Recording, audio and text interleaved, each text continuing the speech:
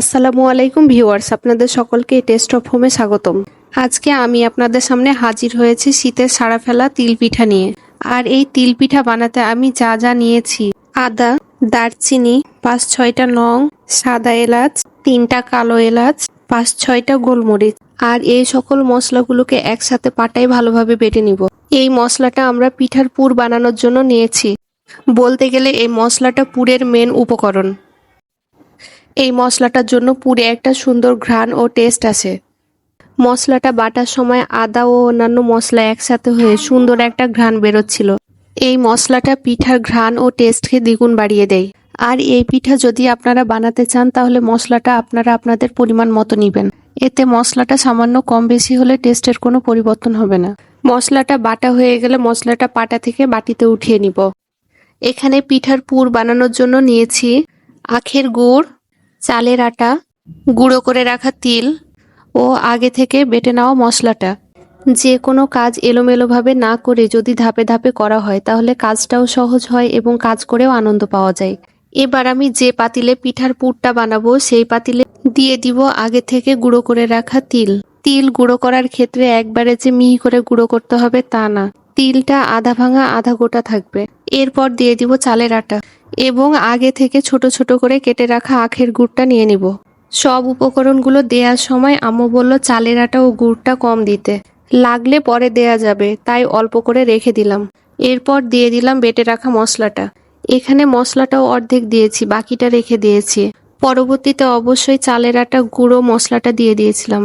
এরপর সব উপকরণগুলো শুকনো অবস্থায় মিশিয়ে নিয়ে এরপর সেটাতে পানি দিয়ে ভালোভাবে গুলিয়ে নিব। পানি দেওয়ার সময় আমি আম্মুকে বারবার জিজ্ঞেস করছিলাম আম্মু কতটুকু পানি দিব। আম্মু বলছিল তোমার আন্দাজ মতো দাও। এরপর উপকরণগুলো গোলানো হয়ে গেলে পাতিলটা চুলায় বসিয়ে দিব আর তাতে দিয়ে দিব সামান্য একটু লবণ, কারণ লবণ ছাড়া কোনো কিছু স্বাদ হয় না। এই কাহিতে আমি 2টা তেজপাতা দিয়েছি, যেটা আমি ভিডিও করতে ভুলে গেছি। এখানে যে পুরটা বানানো হচ্ছে এটা আমাদের এলাকায় আঞ্চলিক ভাষায় কাহি বলে। আর এই কাহি হচ্ছে এই পিঠার প্রধান উপকরণ। এই কাহিতে তিলের পরিমাণ বেশি, তাই এই পিঠার নাম হয়েছে তিল পিঠা। কাহিটা ঘন হয়ে আসলে কাহিটা চুলা থেকে নামিয়ে নিব। এরপর পিঠার জন্য আটা সেদ্ধ করে নিব। এর জন্য পাতিলে পানি দিয়ে তাতে একটু লবণ দিয়ে পানিটা ফুটে উঠলে সেখানে চালের আটা দিয়ে সেদ্ধ করে নিব। এই পিঠাটা বানানোর জন্য চালের আটারই প্রয়োজন হয়, অন্য কোনো আটা দিয়ে হয় না। এরপর আটা ঠান্ডা করার জন্য একটি বড় বলে ঢেলে নিব এবং পিঠা বানানোর সব উপকরণগুলো একসাথে করে নিব, যেন পিঠা বানানোর সময় বারবার উঠতে না হয়। এরপর সেদ্ধ করা চালের আটা আর একটি ছোট বলে নিয়ে মথে নিব। আর এই মথার কাজটা করছে আমার নানি। সবাই একসাথে বসে গল্প করতে করতে পিঠা বানানোর আনন্দই আলাদা।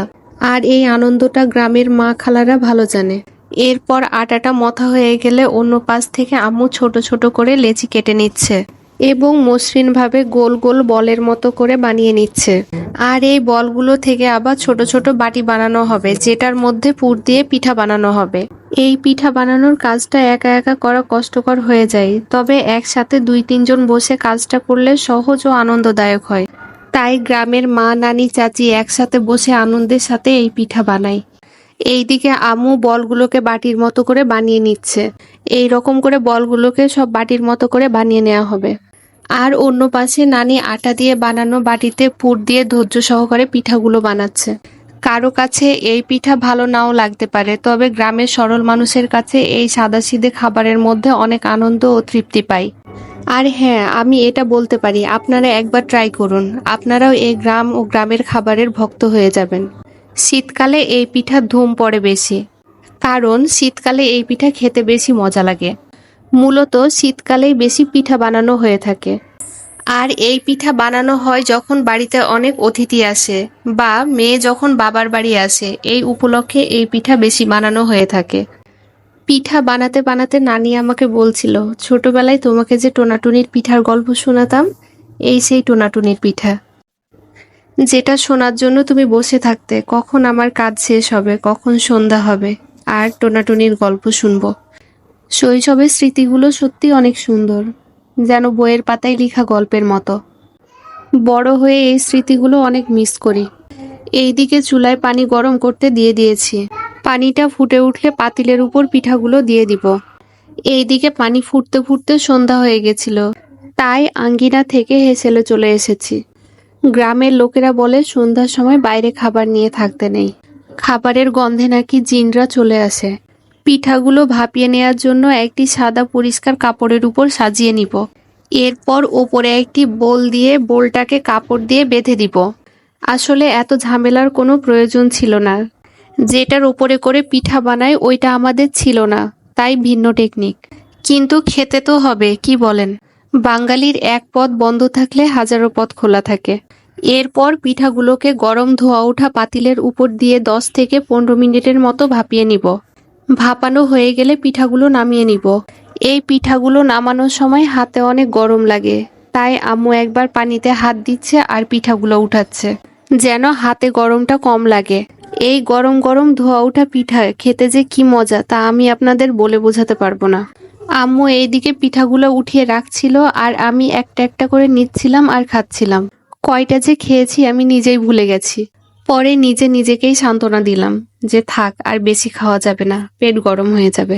আসসালামু আলাইকুম। আজকে এই পর্যন্ত, দেখা হবে পরবর্তী নতুন কোনো মজার ভিডিও নিয়ে।